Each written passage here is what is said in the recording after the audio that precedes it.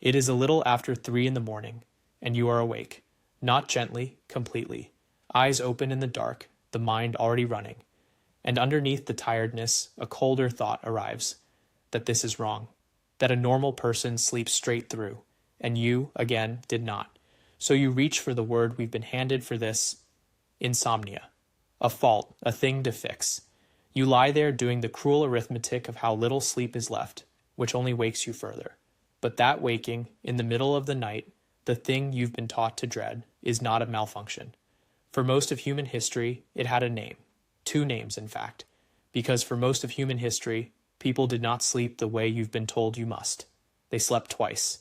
And the 3 a.m. wake that frightens you wasn't the sleep breaking. It was the seam, the quiet hinge between a first sleep and a second.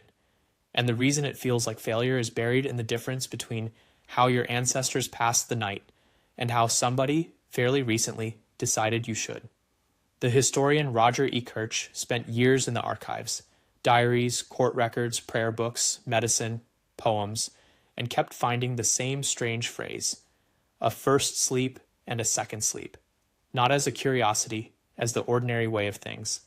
He has now gathered more than 2,000 references, in a dozen languages, reaching back as far as ancient Greece.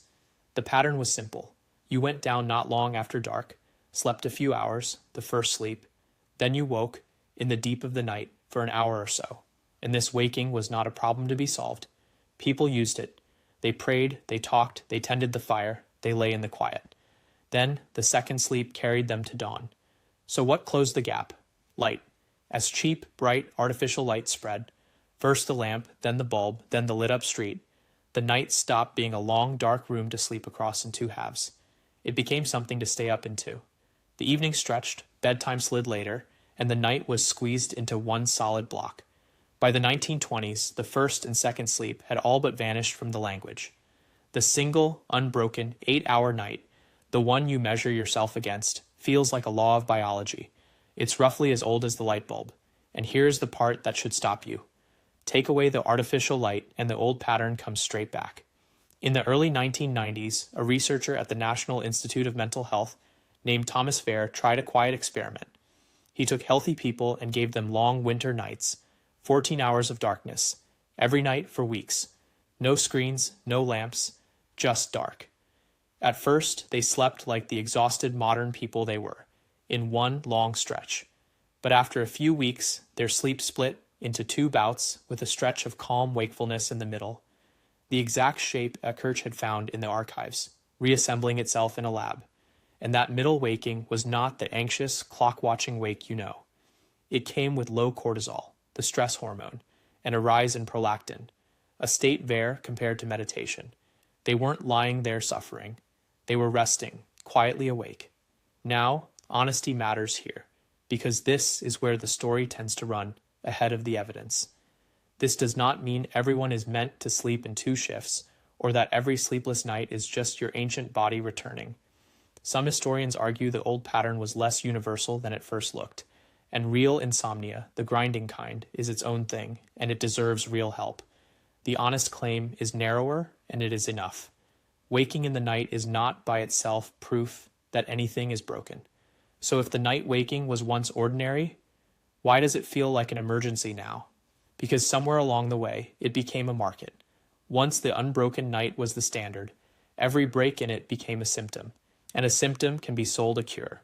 Reported melatonin use among American adults climbed from almost nothing around the year 2000 to several times that within 2 decades, a supplement industry worth billions, much of it promising to hold you down in one continuous block, the very thing your ancestors never did. And then we did something stranger still. We strapped the watching to our wrists, the sleep tracker, measuring, scoring, grading the night, until researchers had to name a new condition: orthosomnia. People made anxious and then genuinely sleepless by their own pursuit of perfect sleep, lying awake, worrying about a number that says they are awake. We took a normal seam in the night and built an industry on the fear of it. The waking was never the problem. The terror of the waking was sold to you. 1 pill and 1 sleep score, at a time. None of this is a prescription. It's a permission. The next time you surface at 3 in the morning, before you reach for the dread or the phone or the arithmetic of lost hours. You could try just once to meet it the way almost everyone who ever lived once did, as a normal part of the dark.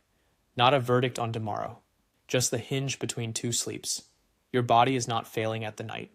It is doing something very old, very quietly, in a world that left no room for it, and then charged you for the discomfort. So lie still. Let the house be dark. The second sleep tends to come if you stop fighting for it. It always did, for them. You don't have a broken night. You have an ancient one, doing exactly what nights used to do.